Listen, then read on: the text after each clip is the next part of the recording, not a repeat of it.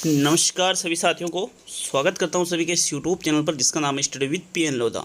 साथियों, आज हम हिंदी व्याकरण व शिक्षण का पेपर नंबर 42 आज आपके लिए लेकर आए हैं।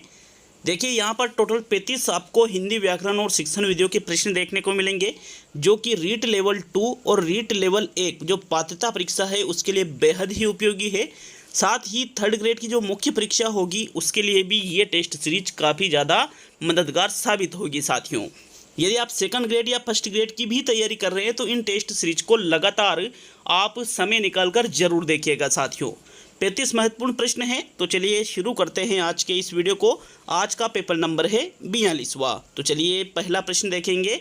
आपके प्रश्न संख्या 1 है, मूल्यांकन उपयोगी है विद्यार्थी की प्रगति जानने में, छात्र का आचरण जानने में, छात्र का वजन जानने में और इनमें से कोई भी नहीं। तो देखो, कोई नहीं वाला विकल्प हम यहाँ से हटा देते हैं। अगर हम बात करें तो वजन जानने में मूल्यांकन नहीं, बल्कि साथियों ये गलत है। छात्र की प्रगति जानने में मूल्यांकन को उपयोगी माना जाता है, क्योंकि मूल्यांकन के माध्यम से ही हमें ये पता चलता है कि छात्र ने कितनी प्रगति की है, कितनी नहीं। तो विकल्प 1 आपके प्रश्न 1 में सही है। नेक्स्ट प्रश्न नंबर 2 पे आते हैं। दूसरा प्रश्न है आपके, अच्छी परीक्षा में आवश्यक है विश्वसनीयता, वस्तुनिष्ठता, विभेदीकरण और इनमें से सभी। तो देखो, एक परीक्षा होती है जो उसको हम अच्छी परीक्षा तभी कह सकते हैं जब वो विश्वसनीय हो, जब उसमें वस्तुनिष्ठता का गुण हो, जब वो छात्रों के मध्य अंतर कर पाए, मतलब विभेदीकरण का गुण हो, मतलब उपयुक्त सभी वाला जो चौथा विकल्प है साथियों प्रश्न संख्या 2 में, ये आपका बिल्कुल सही आंसर होगा। तो दूसरे प्रश्न में आपके चौथा विकल्प सही है। नेक्स्ट आगे बढ़ेंगे साथियों प्रश्न संख्या 3 की ओर। तीसरा प्रश्न देखेंगे, श्रुत लेख से किन कौशलों का अधिक विकास होता है? श्रवण लेखन, वाचन श्रवण, श्रवण वाचन, लेखन वाचन। देखो, श्रुत लेख मतलब सुनकर के जिसमें लिखा जाता है। अध्यापक बोलता है छात्र सुनते सुनते, तो मतलब श्रवण कौशल का विकास होगा साथियों। तो यहाँ पर श्रवण और वाचन का लिखते हैं तो वाचन का थोड़ी होगा बल्कि लेखन का होगा। अर्थात कौन सा विकल्प आपका सही हो जाता है? फिर प्रश्न नंबर 3 में प्रथम विकल्प सही हो जाता है। जो श्रुत लेखन विधि होती है इससे श्रवण कौशल और लेखन कौशल का अधिक विकास होता है। तो प्रथम विकल्प आपके प्रश्न 3 में सही है। नेक्स्ट प्रश्न नंबर 4 पे आएंगे। चलिए चौथा प्रश्न देखेंगे। तो चौथा प्रश्न है, भाषा का मुख्य कौशल है लिखना, पढ़ना, बोलना और सभी। साथियों, भाषाई कौशलों की संख्या 4 होती है। सुनना, बोलना, पढ़ना, लिखना, ये सभी मुख्य भाषाई कौशलों के अंतर्गत शामिल होते हैं। तो मतलब इनमें से सभी वाला जो चौथा विकल्प है ये आपका सही आंसर होगा साथियों। प्रश्न नंबर 4 में इनमें से सभी भाषा के मुख्य कौशल में आ जाते हैं। तो फोर्थ विकल्प चौथे प्रश्न में सही है। नेक्स्ट प्रश्न संख्या 5 की ओर बढ़ते हैं। पांचवा प्रश्न है, योजना शिक्षण विधि के प्रवर्तक है जॉन ड्यूवी, WH किलपेट्रिक, डोल्टन और अरस्तु। साथियों, योजना विधि जिसको हम प्रयोजना विधि के नाम से भी जानते हैं, किसके नाम से? प्रयोजना विधि के भी नाम से जानते हैं। और इस विधि के जो जनक है, इस विधि के जो प्रवर्तक है वो है किलपेट्रिक, WH किलपेट्रिक, विलियम हेनरी किलपेट्रिक योजना शिक्षण विधि या प्रयोजना शिक्षण विधि के जनक कहे जाते हैं। तो दूसरा विकल्प आपके प्रश्न 5 में सही है। नेक्स्ट आगे बढ़ेंगे साथियों प्रश्न संख्या 6 की ओर। तो चलिए छठा प्रश्न देखेंगे। आपके प्रश्न नंबर 6 है, वधवीर्ष्या पद का संधि विच्छेद क्या होगा? वधु प्लस ईर्ष्या, वध प्लस ईर्ष्या, वधु प्लस ईर्ष्या, इसमें छोटी ऊ की मात्रा है, इसमें बड़े ऊ की मात्रा है, और वधवी प्लस ईर्ष्या। तो साथियों, वधु शब्द जब हम लिखते हैं तो इसका शुद्ध रूप वधु बड़ा वाला ऊ होता है साथियों। अर्थात वधु प्लस ईर्ष्या बराबर शब्द बनता है वधवीर्ष्या, जो कि यण संधि का उदाहरण है। ई ऊ री के बाद में जब असमान स्वर आता है तो वहाँ पर कौन सी संधि होती है? यण संधि होती है। तो आपका स वाला मतलब तीसरा जो विकल्प है प्रश्न नंबर 6 में, यही आपका बिल्कुल सही आंसर होगा साथियों। चलिए अब हम आगे बढ़ेंगे प्रश्न नंबर 7 की ओर। तो 7वां प्रश्न देखेंगे, देशवासी शब्द का समास विग्रह क्या होगा? देश, तो विकल्प है आपके सामने, देश का वासी, देश में रहने वाला, देश में वास करने वाला और देश में वासी। तो देखो, अच्छी तरह से प्रश्न को समझना साथियों, क्योंकि जो सारे विकल्प है, 4 ही जो विकल्प है, इनमें आपको ऐसा लगेगा कि यार चारों ही विकल्प इसमें आंसर सही हो सकते हैं। देशवासी शब्द का अगर हम समास विग्रह करें तो इसका समास विग्रह होगा देश में वास करने वाला। शब्द क्या रहेगा? देशवासी कहलाएगा। देश में वास करने वाला ही क्या कहलाता है? देशवासी कहलाता है। तीसरा विकल्प बिल्कुल इसका सही और करेक्ट आंसर है। तो चलिए आगे बढ़ेंगे प्रश्न संख्या 8 की ओर। 7वें प्रश्न में थर्ड विकल्प सही है साथियों। 8वां प्रश्न है आपके, निम्नांकित में इक प्रत्यय से निर्मित शब्द नहीं है। न्यायिक, अधिक, ऐतिहासिक और शैक्षणिक। तो जिस शब्द में इक प्रत्यय नहीं लगा हुआ है उसका चयन कीजिए। देखो, शिक्षण शब्द में इक प्रत्यय लगाने से शब्द बनता है शैक्षणिक। इतिहास शब्द में इक प्रत्यय लगाने से शब्द बनता है ऐतिहासिक। न्याय शब्द में इक प्रत्यय लगाने से शब्द बनेगा न्यायिक। लेकिन साथियों अधिक शब्द में इक प्रत्यय नहीं, हालांकि न्यायिक, न्याय प्लस एक न्यायिक भी हो सकता है, बाकी न्यायिक थोड़ा लिखने में हुआ, बट यहाँ दूसरा विकल्प आपका सही आंसर है क्योंकि अधिक में कहीं से कहीं तक इक प्रत्यय नहीं लगा हुआ है। अधिक एक मूल शब्द है। तो सेकंड विकल्प आपके प्रश्न नंबर 8 में सही है। नेक्स्ट प्रश्न नंबर 9 की ओर बढ़ते हैं। 9वां प्रश्न है, कौन सा शब्द संधि की दृष्टि से अशुद्ध है? तदोपरांत, तदाकार, तथापि और तथैव। साथियों, इस प्रश्न को मैंने पहले भी करवाया था, रिपीट हुआ है प्रश्न। तथैव शब्द तथा प्लस एव से मिलकर बना है जिसमें वृद्धि संधि है। तथापि शब्द तथा प्लस अपि से मिलकर बना है जिसमें भी यहाँ पर तथा प्लस अपि, यहाँ पर इसमें दीर्घ संधि हो रही है। तदाकार शब्द तत् प्लस आकार से बना है जो बिल्कुल शुद्ध है, लेकिन तदुपरांत शब्द का निर्माण तत् प्लस उपरांत से मिलकर हुआ है और यहाँ पर तदुपरांत होता है न कि तदोपरांत। तो ये गलत हुआ, अर्थात विकल्प नंबर 1 जो है ये संधि की दृष्टि से क्या है? अशुद्ध है। 9वें प्रश्न में आपके प्रथम विकल्प सही है। नेक्स्ट प्रश्न संख्या 10 की ओर बढ़ते हैं। तो चलिए 10वां प्रश्न है, देखते हैं 10वें प्रश्न को। निम्नलिखित में से कामदेव का पर्यायवाची नहीं है? पुष्प, सर, मधवा, पुष्प धनवा और मीन केतु। 4 विकल्प है, उस विकल्प का चुनाव कीजिए जो कामदेव का पर्यायवाची नहीं है। साथियों, कामदेव को पुष्प, सर, पुष्प धनवा दोनों ही नाम से जानते हैं। कामदेव को मीन केतु भी कहते हैं, लेकिन मधवा शब्द कामदेव का पर्यायवाची में नहीं आता है। तो 10वें प्रश्न में आपके दूसरा विकल्प बिल्कुल सही रहेगा। नेक्स्ट प्रश्न नंबर 11 की ओर बढ़ते हैं। चलिए 11वां प्रश्न देखेंगे। आपके 11वां प्रश्न, किस विधि में बार बार उच्चारण व कंठस्थीकरण पर बल दिया जाता है? तो सूत्र विधि, पारायण विधि, व्याकरण विधि और भंडारण विधि। बताओ प्रश्न नंबर 11 का कौन सा विकल्प सही है? बार बार उच्चारण व कंठस्थीकरण पर, कंठस्थीकरण मतलब रटने पर बल दिया जाता है। तो रटने पर बल जिस विधि में बार बार दिया जाता है साथियों, उसका नाम है पारायण विधि। क्या नाम है उसका? पारायण विधि उसका नाम है। विकल्प 2 आपके बिल्कुल सही है। मोस्ट इंपॉर्टेंट क्वेश्चन है, अच्छी तरह से याद रखना है इस प्रश्न को कि पारायण विधि में कंठस्थीकरण पर बार बार बल दिया जाता है, मतलब रटने पर। तो नेक्स्ट प्रश्न नंबर 12 पे आते हैं। 11वें में सेकंड विकल्प बिल्कुल सही है। 12वां प्रश्न, भाषा शिक्षण की सर्वोत्तम विधि है? निगमन विधि है, प्रश्नोत्तर विधि है, व्याख्यान विधि है और सूत्र विधि है। अब विकल्पों को देखते हुए भाषा शिक्षण की सर्वश्रेष्ठ विधि व्याख्यान विधि तो नहीं हो सकती, ना ही सूत्र विधि, ना ही निगमन विधि, क्योंकि तीनों ही अमनोवैज्ञानिक विधियाँ हैं साथियों।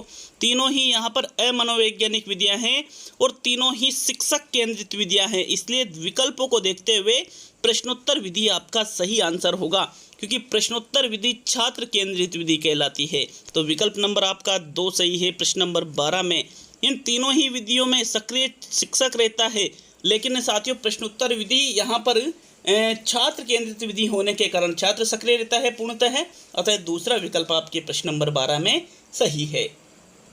चलिए आगे बढ़ेंगे प्रश्न नंबर 13 की ओर। तो 13वां प्रश्न देखेंगे। आपके प्रश्न संख्या 13 आपसे क्या पूछ रहा है? प्राथमिक स्तर पर भाषा सीखने से तात्पर्य है?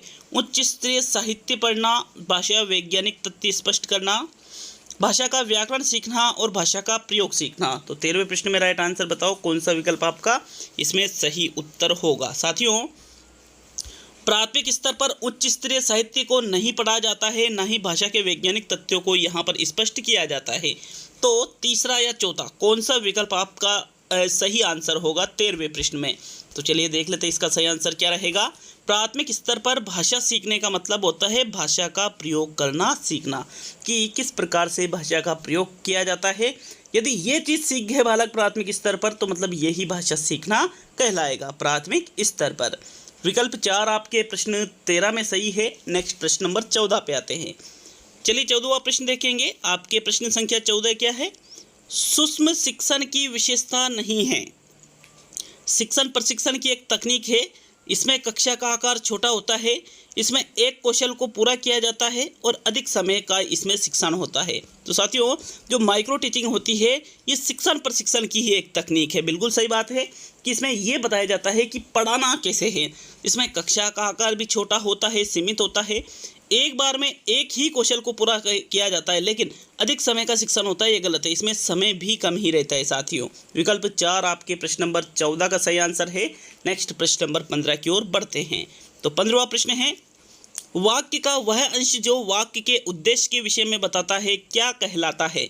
विधेय, विस्तारक, वाचक और उपवाक्य। तो बताओ 15वें प्रश्न का कौन सा विकल्प आपका सही रहेगा? जो अंश वाक्य के उद्देश्य के विषय में बताए। देखो, उद्देश्य के विषय में मतलब कर्ता के विषय में, क्योंकि उद्देश्य को क्या कहा जाता है? कर्ता, या फिर कर्ता को ही क्या कहा जाता है? उद्देश्य कहा जाता है। 15वें प्रश्न में सही आंसर है साथियों, जो उद्देश्य के विषय में या कर्ता के विषय में बताता है उसको विधेय कहते हैं। क्या कहते हैं उसको? विधेय। उपवाक्य, वाचक नहीं कहते हैं साथियों, बल्कि जो कर्ता के विषय में पहले आता है वो कर्ता का विस्तार कहलाता है साथियों, मतलब उद्देश्य का विस्तार कहलाता है। लेकिन उद्देश्य के विषय में कि भाई ये ऐसा कार्य कर रहा है, उसको विधेय कहा जाता है। तो प्रश्न 15 में एक विकल्प आपका सही आंसर है। नेक्स्ट प्रश्न नंबर 16 की ओर बढ़ते हैं। चलिए 16वें प्रश्न को देख लेंगे। आपके प्रश्न नंबर 16, हजारों लोगों को मौत के घाट उतारकर वह तूफान थमाता, यह कौन सा वाक्य है? संयुक्त वाक्य है, मिश्र वाक्य है, सरल वाक्य है और इनमें से कोई नहीं। तो ये जो वाक्य आप देख रहे हो ये रचना के आधार पर आपसे पूछा जा रहा है। रचना के आधार पर वाक्य 3 प्रकार के होते हैं, सरल वाक्य, संयुक्त वाक्य, मिश्र वाक्य। कोई नहीं वाला विकल्प हम हटा देते हैं। हजारों लोगों को मौत के घाट उतारकर वह तूफान थमाता। मिश्र वाक्य में, संयुक्त वाक्य में, दोनों में एक से अधिक वाक्य होते हैं। मिश्र में वो आश्रित होता है और इसमें साथियों आश्रित नहीं होता है। बट यहाँ पर न तो आश्रित है ना ही आश्रित नहीं है, मतलब दो अलग अलग वाक्य है ही नहीं। मतलब ये सरल या साधारण वाक्य का उदाहरण है। किसका? सरल या साधारण वाक्य का ये उदाहरण है। तो विकल्प नंबर आपका 3 सही है प्रश्न नंबर 16 में। नेक्स्ट प्रश्न नंबर 17 की ओर बढ़ते हैं। चलिए 17वां प्रश्न देखेंगे। आपके प्रश्न नंबर 17 है, दीपावली शब्द में कौन सी संधि है? स्वर संधि है, व्यंजन संधि है, विसर्ग संधि है और कोई नहीं। तो पहले हम दीपावली शब्द का संधि विच्छेद करके देखते हैं कि दीपावली शब्द का संधि विच्छेद क्या होता है साथियों। दीपावली शब्द का संधि विच्छेद होता है दीप प्लस अवली। क्या होता है? दीप प्लस अवली। शब्द क्या बनेगा? दीपावली। देखो अ प्लस ए का योग हो रहा है और शब्द बन रहा है आ। तो यहाँ पर देखो शब्द क्या बन जाता है? पूरा दीपावली। और समान स्वर मिल रहे हैं, मतलब दीर्घ संधि का यह उदाहरण है। और दीर्घ संधि किसका भेद होती है? स्वर संधि का भेद होती है। तो 17वें प्रश्न में आपके जो साथियों दीपावली जो शब्द है ये बिल्कुल पहला विकल्प आपका 100% यहाँ पर सही रहेगा। स्वर संधि का ये उदाहरण है। चलिए नेक्स्ट प्रश्न नंबर 18 पे आते हैं। तो आपके 18वां प्रश्न, निम्नलिखित में से विलोम शब्दों की दृष्टि से अशुद्ध विकल्प चुनिए। तृष्णा का घृणा, निषिद्ध का विहित, निंद्य का स्तुत्य, मलिन का निर्मल। तो जो अशुद्ध विलोम आपको लग रहा है विलोम शब्दों की दृष्टि से, उसका चुनाव प्रश्न संख्या 18 में आपको करना है साथियों। देखो निंद्य मतलब निंदा करना, स्तुति बिल्कुल ये इसका विलोम है, मलिन मतलब गंदा, निर्मल मतलब स्वच्छ, ये भी इसका विलोम है। निषिद्ध का विहित ही होता है, लेकिन तृष्णा का साथियों घृणा नहीं होता है। तृष्णा का घृणा नहीं होता है, गलत विलोम दे रखा है। अतः विकल्प 1 आपके प्रश्न नंबर 18 का सही उत्तर होगा साथियों। नेक्स्ट आगे बढ़ेंगे प्रश्न नंबर 19 की ओर। तो आपके 19वां प्रश्न है, निम्नलिखित वाक्यों में से मिश्र संयुक्त वाक्य कौन सा है? मिश्र संयुक्त मतलब पहले मिश्र फिर संयुक्त। तो मेरे पिताजी अस्वस्थ है और पलंग पर लेटे हैं, अतः वे अभी बाजार नहीं जा सकते हैं। दूसरा है, हमें जल्दी चलना होगा ताकि समय पर पहुंचे और जल्दी लौट भी आए। तीसरा है, मैंने समझाया और उसने भूल सुधार ली तथा उसने फिर कभी गलती नहीं की। चौथा है, क्योंकि लड़का जल्दी उठा था इसलिए वह बस पकड़ सका और इसलिए वह समय पर भी पहुंच सका। तो मिश्र संयुक्त वाक्य आपको कौन से विकल्प में दिख रहा है साथियों? अच्छी तरह से पढ़ लीजिए एक बार प्रश्न को।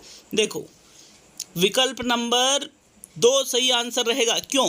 क्योंकि ये कह रहा है हमें जल्दी चलना होगा ताकि से वाक्य जुड़ रहे हैं, तो यहाँ पर हुआ ये मिश्र, ताकि समय पर पहुँचे और जल्दी लौट भी आए, तो यहाँ पर हुआ ये संयुक्त। अतः विकल्प 2 आपके प्रश्न नंबर 19 का सही आंसर होगा साथियों। चलिए नेक्स्ट प्रश्न नंबर 20 पे आते हैं। तो आपके 20वां प्रश्न देखेंगे। प्रश्न संख्या 20, कौन सा युग्म बेमेल है?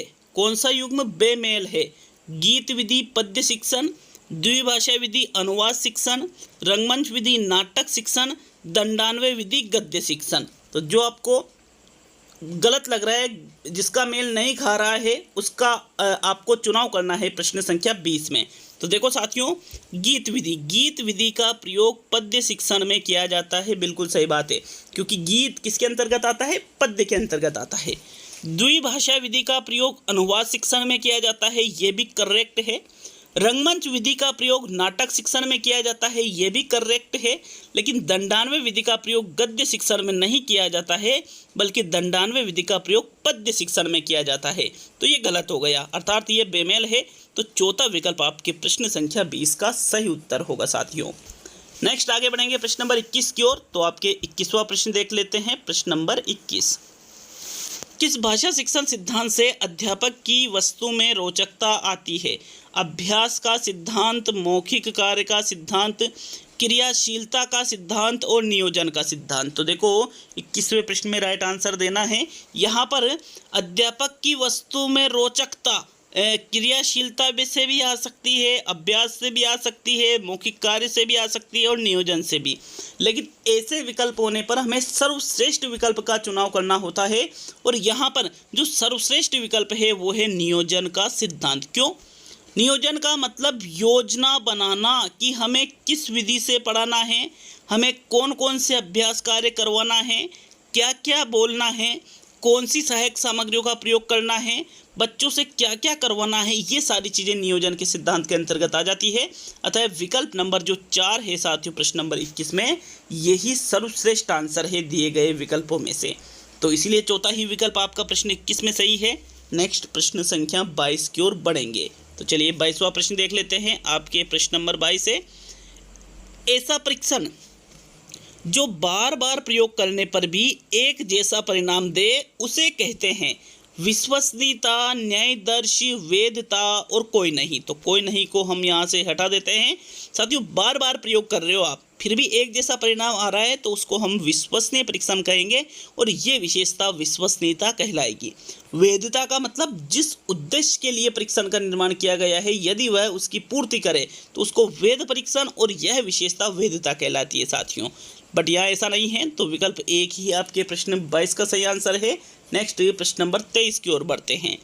चलिए 23वां प्रश्न देख लेते हैं। आपके प्रश्न नंबर 23 है, गुणात्मक मूल्यांकन में नहीं आता है समाजमिति, साक्षात्कार, वस्तुनिष्ठ प्रश्न और आत्मनिष्ठ प्रश्न। तो देखो, एक होता है गुणात्मक मूल्यांकन और एक होता है परिमाणात्मक मूल्यांकन। परिमाणात्मक मूल्यांकन साथियों, परिमाणात्मक मूल्यांकन में अंक भार दिए जाते हैं, जबकि गुणात्मक मूल्यांकन में निर्णय लिए जाते हैं।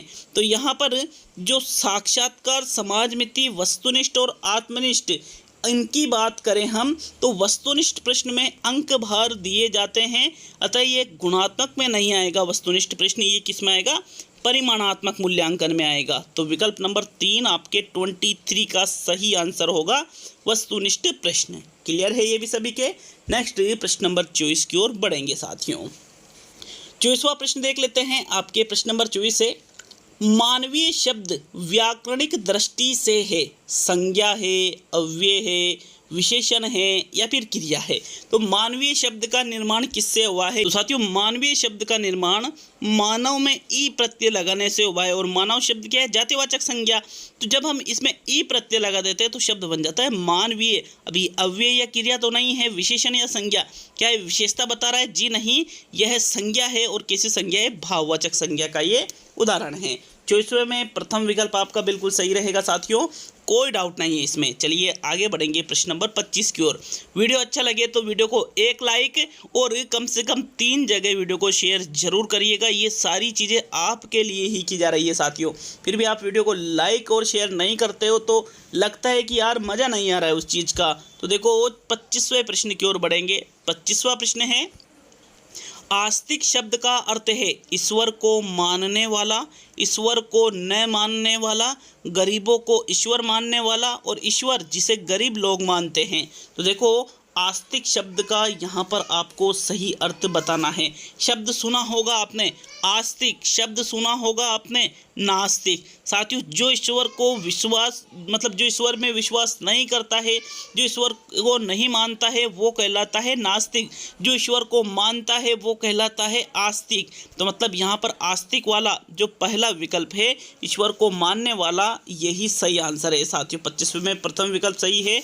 नेक्स्ट प्रश्न नंबर 26 की ओर बढ़ते हैं। तो 27वां प्रश्न देख लेते हैं। आपके प्रश्न नंबर 27 है, हम वहाँ से धीरे निकले थे जहाँ लोग पैदल भी धीरे धीरे निकलते हैं। रेखांकित शब्द है विशेषण, क्रिया, संज्ञा और क्रिया विशेषण। तो यहाँ पर रेखांकित शब्द क्या है? धीरे धीरे। तो साथियों इसमें आपको बताना है कि ये रेखांकित जो शब्द है ये है क्या है। 27वें प्रश्न का राइट आंसर बताइए साथियों। तो देखो जहाँ लोग पैदल भी धीरे धीरे निकलते हैं, हम वहाँ से भी धीरे निकले थे, इस प्रकार ये वाक्य है। तो ये धीरे धीरे शब्द क्या है? क्रिया विशेषण, जो क्रिया की विशेषता को प्रकट करते हैं। तो 27वें में आपके चौथा विकल्प सही है साथियों। नेक्स्ट प्रश्न नंबर 28 की ओर बढ़ेंगे। तो आपके 28वां प्रश्न आपसे क्या पूछ रहा है देख लेते हैं। 28वां प्रश्न है, राष्ट्रभाषा राष्ट्र की उन्नति का द्योतक होती है। यह वाक्य है अपूर्ण भूतकाल का, पूर्ण भूतकाल का, सामान्य वर्तमान काल का, आसन्न वर्तमान काल का। समझो प्रश्न को, आपको यहाँ पर काल को पहचानना है कि उपरोक्त जो वाक्य दे रखा है ये किस काल का है। तो समझो एक बार और देखते हैं। जो हमारी राष्ट्रभाषा है राष्ट्र की उन्नति का द्योतक होती है, सामान्य सी बात की जा रही है, अपूर्ण बात नहीं है, इसमें आसन्न बात नहीं है, ना ही पूर्ण भूतकाल, बल्कि ये सामान्य वर्तमान काल का उदाहरण है। किसका उदाहरण है ये? सामान्य वर्तमान काल का। 28वें प्रश्न में तीसरा विकल्प बिल्कुल सही है साथियों। नेक्स्ट प्रश्न नंबर 29 की ओर बढ़ेंगे। तो चलिए 29वां प्रश्न देख लेते हैं। आपके प्रश्न संख्या 29, आंसू का बहुवचन होगा आंसुएं, आंसुओं, आंसुएं और आंसू। तो बताओ आंसू शब्द का बहुवचन क्या होगा? अच्छी तरह से प्रश्न को देख लीजिए। आंसू शब्द यहाँ पर अगर हम देखें तो साथियों इसका जो सही आंसर है, आंसू शब्द सदैव बहुवचन में रहता है। किस में रहता है? बहुवचन में रहता है, अर्थात इसका बहुवचन आंसू ही होगा। तो चौथा विकल्प 29 में आपके सही आंसर होगा। नेक्स्ट प्रश्न नंबर 30 की ओर बढ़ते हैं। तो चलिए 30वां प्रश्न देख लेते हैं साथियों। आपके प्रश्न नंबर 30 है, पंच कहे बिल्ली तो बिल्ली। इस लोकोक्ति का आपको अर्थ बताना है। तो क्या है इस लोकोक्ति का अर्थ? 30वें प्रश्न का राइट आंसर बताइए। देखो, पंच कहे बिल्ली तो बिल्ली, अपनी अलग राय होना, जो सबकी राय सो अपनी राय, पंचों में अत्यधिक विश्वास और इनमें से सभी। कौन सा विकल्प सही लग रहा है आपको प्रश्न संख्या 30 में? देखो यहाँ पर कि भाई पंचों ने कह दिया कि ये बिल्ली है, भले वो कुछ हो तो मानना पड़ेगा आपको। मतलब जो सबकी राय है सो अपनी राय है, ऐसा नहीं है कि हम सबसे अलग हट करके जाएंगे। तो साथियों पंच कहे बिल्ली तो बिल्ली मतलब जो सबकी राय है सो अपनी राय है। विकल्प 3 आपके 30वें प्रश्न का सही आंसर है। नेक्स्ट प्रश्न संख्या यहाँ पर 31 पर हम आते हैं। 31वां प्रश्न है, पानी मतने से घी नहीं निकलता मुहावरे का अर्थ है। छोटे कार्य करने से कोई लाभ नहीं होता, व्यर्थ की बहस से कोई लाभ नहीं होता, घी दही से निकलता है और पानी से घी नहीं निकलता। तो कौन सा विकल्प आपके 31वें प्रश्न में आपको सही लग रहा है कि भाई यार इसका आंसर तो ये है। साथियों जिस प्रकार से मुहावरा पूछा गया है उसी के अनुसार आपको भी सोचना है। तो 31वें प्रश्न में राइट आंसर अगर हम देखें कि पानी मतने से घी नहीं निकलता, तो मतलब व्यर्थ की बहस से कोई लाभ नहीं है। कि पानी मत रहे हो तो क्या उसमें से घी निकलेगा? ऐसे ही व्यर्थ की बहस कर रहे हो तो उससे क्या कुछ मतलब आएगा? कुछ मतलब नहीं आएगा साथियों। विकल्प 2 आपके प्रश्न नंबर 31 का सही आंसर है। नेक्स्ट प्रश्न नंबर 32 की ओर बढ़ते हैं। तो 32वां प्रश्न देख लेंगे। आपके प्रश्न नंबर 32, प्रशिक्षित शब्द में उपसर्ग जुड़ा है, प्रत्यय जुड़ा है उपसर्ग व प्रत्यय जुड़ा है और इनमें से कोई भी नहीं। तो देखो हम टुकड़े करके देखते हैं। प्रशिक्षित शब्द का निर्माण प्र प्लस शिक्षा प्लस इत, शिक्षा प्लस इत, अर्थात इसमें शिक्षा शब्द मूल है, प्र इसमें उपसर्ग लगा हुआ है और इत इसमें प्रत्यय लगा हुआ है। इसमें उपसर्ग भी है, प्रत्यय भी है, मूल शब्द भी है। तो साथियों इसमें उपसर्ग भी लगा हुआ है और प्रत्यय भी लगा हुआ है। तो विकल्प 3 आपके प्रश्न 32 का सही आंसर है। नेक्स्ट प्रश्न नंबर 33 की ओर बढ़ते हैं। 33वां प्रश्न है आपके, आगमन विधि को अन्य किस नाम से जाना जाता है? विश्लेषण विधि के नाम से, संश्लेषण विधि के नाम से, निगमन विधि के नाम से और उदाहरण विधि के नाम से। देखो आगमन को निगमन के नाम से तो नहीं जाना जाता है, क्योंकि साथियों आगमन और निगमन में तो बहुत अंतर है। आगमन को संश्लेषण और विश्लेषण के नाम से भी नहीं जाना जाता है, बल्कि आगमन विधि को उदाहरण विधि के नाम से जाना जाता है। उदाहरण विधि, प्रयोग विधि के नाम से इसको जाना जाता है। तो विकल्प 4 आपके प्रश्न संख्या जो 33 है इसका सही आंसर है। अब आज का सेकंड लास्ट मतलब 34वां प्रश्न देखेंगे। टोटल प्रश्नों की संख्या 35 है। 35 प्रश्नों का टेस्ट ला रहा हूँ साथियों आपके लिए, तो थोड़ी मतलब मुझे हताश मत किया करो यार आप लोग। प्रश्न 34 है, निम्न में से कौन सी रचना शिक्षण की विधि नहीं है? परामर्श विधि, भाष्य विधि, रूपरेखा विधि और निर्देशन विधि। तो उस विधि का चयन कीजिए जो रचना शिक्षण की विधियों में सम्मिलित नहीं होती है। तो प्रश्न नंबर 34 का सही आंसर बताओ, कौन सा विकल्प आपका सही रहेगा साथियों? देखो परामर्श विधि का प्रयोग भी रचना शिक्षण में कर लिया जाता है, रूपरेखा विधि का प्रयोग भी रचना शिक्षण में कर लिया जाता है, निर्देशन विधि का प्रयोग भी रचना शिक्षण में कर लिया जाता है, लेकिन भाष्य विधि का प्रयोग रचना शिक्षण में नहीं बल्कि पद्य शिक्षण के अंतर्गत होता है। तो साथियों दूसरा विकल्प आपके प्रश्न नंबर 34 में सही है। नेक्स्ट आज का अंतिम और 35वां प्रश्न देखेंगे, लेकिन कमेंट बॉक्स में कमेंट करके जाना कि 35 में से कितने प्रश्न सही हो रहे हैं, और अगर किसी प्रश्न में आपको लगता है कि यार इसमें कुछ त्रुटि हुई है तो वो भी हमें कमेंट बॉक्स में ज़रूर बता करके जाइए। हालांकि पूरी सावधानी रखी जाती है, लेकिन फिर भी मानवीय स्वभाव के कारण यदि कोई त्रुटि हो जाती है तो वो निश्चित रूप से ज़रूर बता कर जाए साथियों। अंतिम और 35वां प्रश्न देख लेते हैं, क्या है? रेडियो की सीमाओं को कौन सा सर्व साधन दूर कर सकता है? ग्रामोफोन, लिंग्वाफोन, टेप रिकॉर्डर और इनमें से कोई नहीं। तो कोई नहीं को हम हटा देते हैं। रेडियो की सीमा क्या होती है समझ लीजिए। रेडियो में कोई प्रोग्राम होता है, एक निश्चित टाइम पर आता है और फिर आप उसको दोबारा नहीं सुन सकते। अब आप इन्हें यदि उस चीज़ को रिकॉर्ड कर लिया तो आप जब चाहो आप उसको सुन सकते हो। तो इस प्रकार से टेप रिकॉर्डर रेडियो की सीमाओं को दूर कर सकता है साथियों। तीसरा विकल्प आपके 35वें प्रश्न का सही आंसर है। तो ये आपके पेपर नंबर 42 पूरा हुआ। अभी आपके 58 टेस्ट आना और बाकी है हिंदी शिक्षण के। तो इसी प्रकार टेस्ट अटेंड करने के लिए साथियों चैनल को सब्सक्राइब करके बेल आइकन ऑन कर लीजिएगा, ताकि प्रत्येक वीडियो का नोटिफिकेशन आप तक, जब भी मैं वीडियो डालूं आप तक नोटिफिकेशन पहुंच सके साथियों। तो मिलते हैं अगले वीडियो में। बहुत बहुत धन्यवाद वीडियो को पूरा देखने के लिए।